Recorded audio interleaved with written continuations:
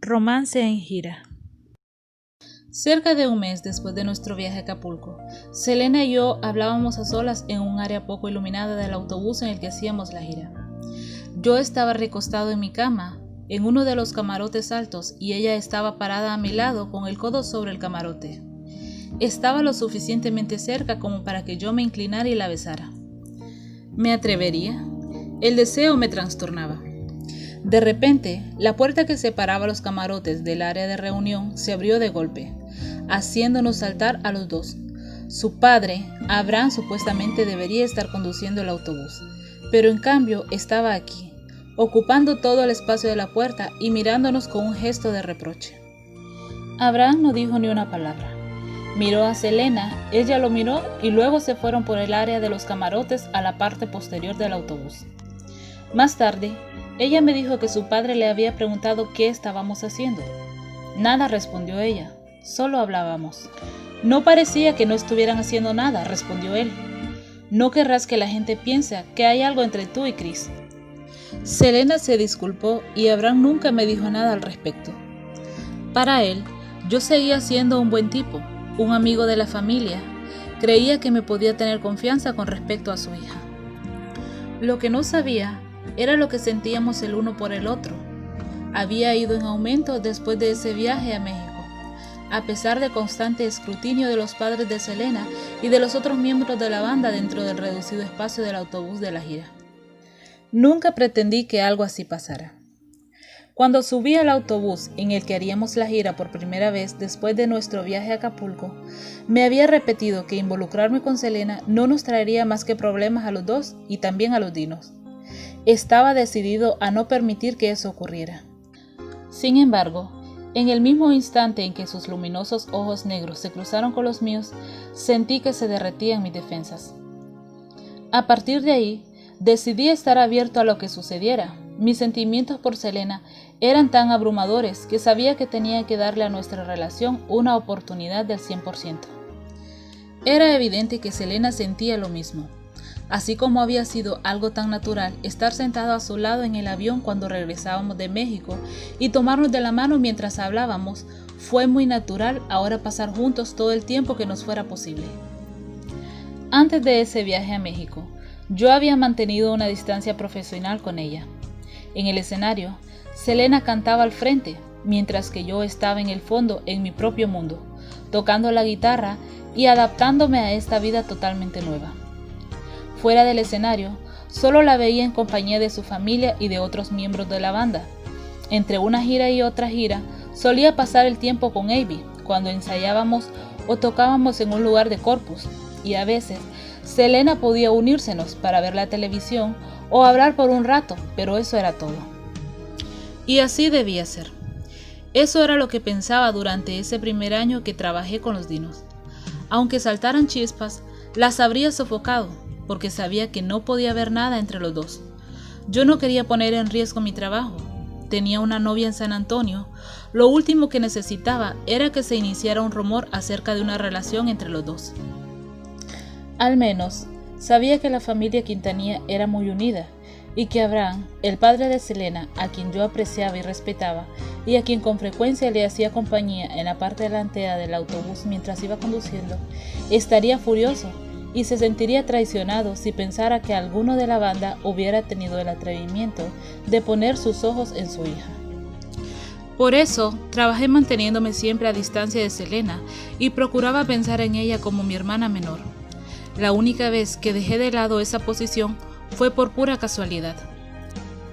Bien, cuando volteamos la esquina, vi a una mujer de pelo largo brillante y un cuerpo increíble que estaba recostada contra la ventana mirando al interior del vehículo. No podía ver su cara. «Cielos, ¿quién es esa?», le pregunté a Abby. Abby no pudo contener la risa. «Tonto, es Selena», me dijo. Claro que aunque me hubiera gustado acercarme más a Selena, habría sido difícil. Abraham y Marcela, la madre de Selena, la protegían de forma exagerada. Tenían que hacerlo. En el mundo de la música tejana, siempre circulan historias de cantantes que obtienen la oportunidad de aparecer en el escenario porque han dormido con fulano o sutano.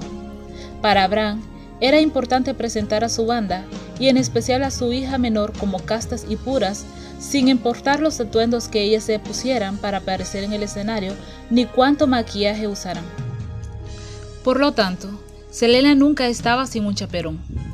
Ella y Suzette dormían en la habitación del hotel donde dormían sus padres cuando estábamos de gira, y los padres de Selena la acompañaban cuando no estaba en el escenario, a menos de que hubieran encargado a Abby o a Suzette de hacer de chaperones.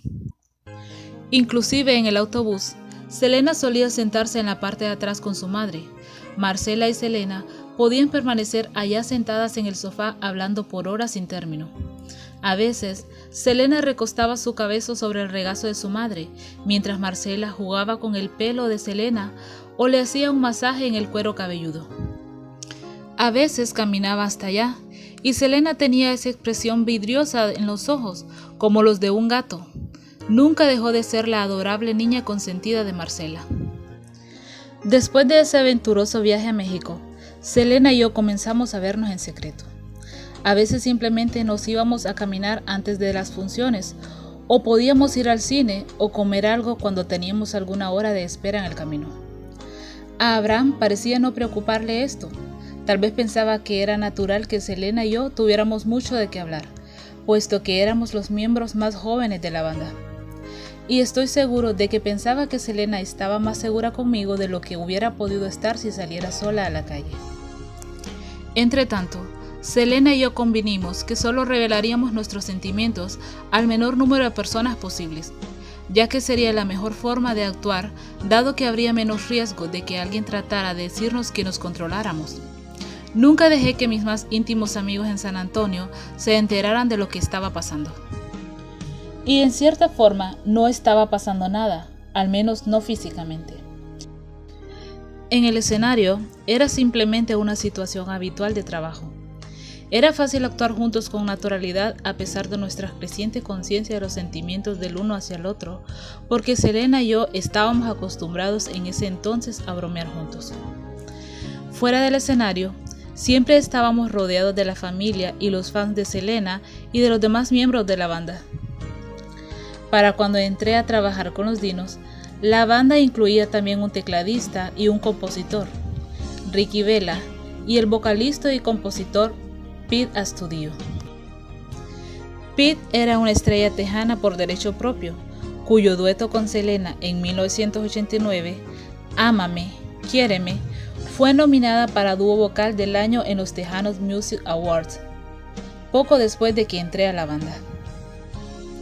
Sin embargo, aunque Selena y yo rara vez estábamos solos, nuestros sentimientos mutuos fueron aumentando rápidamente y pronto llegaron a ser tan intensos que casi podía imaginar el aire chisporroteando de electricidad cada vez que Selena entraba a la habitación.